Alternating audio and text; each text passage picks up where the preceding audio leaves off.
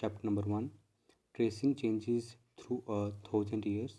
इस चैप्टर में हम 1000 ईयर्स में जो चेंजेस हुई उन सब के बारे में पढ़ेंगे। इस चैप्टर में हम 750 से लेके 1750 CE में जो चेंजेस हुई हैं उन सब के बारे में यहाँ पे पढ़ेंगे। इस चैप्टर की शुरुआत एक मैप से होती है। अब आप इन मैप्स को ध्यान से देखिए। ये इंडिया का नॉर्थन पार्ट है और ये इंडिया का साउथर्न पार्ट है। अब राइट साइड में जो मैप है इस मैप को ध्यान से देखिए। इस मैप में साउथर्न पार्ट ऑफ इंडिया को ऊपर दिखाया है और नॉर्थन पार्ट ऑफ इंडिया को नीचे दिखाया है। अब आप बुक के ऊपर मैप 1 को देखिए। इस मैप में भी साउथर्न पार्ट ऑफ इंडिया और श्रीलंका को ऊपर दिखाया है, जबकि रियलिटी में ऐसा नहीं है।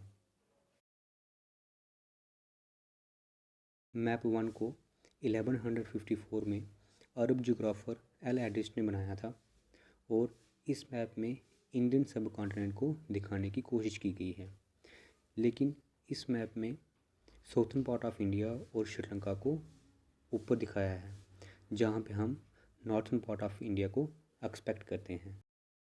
Word to remember: cartographer.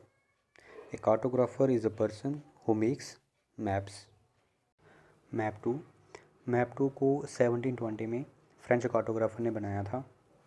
Map 2 हमारे आज की मैप से रिसेंबल करता है, मिलता जुलता है।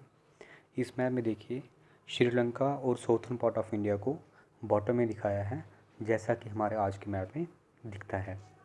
अब इम्पॉर्टेंट चीज़ यहाँ पे नोटिस करने वाली ये है कि ये दोनों मैप 1 और मैप 2 लगभग एक ही पीरियड में बनाए गए थे। फिर इन दोनों मैप्स में इतनी ज़्यादा डिफरेंसेस क्यों हैं? मैप 2, इस मैप को यूरोपियन सेलर्स और मर्चेंट्स यूज़ करते थे अपनी वॉयजेस के दौरान। वॉयजेस का मतलब होता है समुद्री यात्रा, और इसके बारे में डिटेल में आप चैप्टर नंबर 6 में पढ़ोगे। Equally important is the fact that the science of cartography differed in the two periods. When historians read documents, maps, and text from the past, they have to be sensitive to the different historical backgrounds, the context in which information about the past was produced.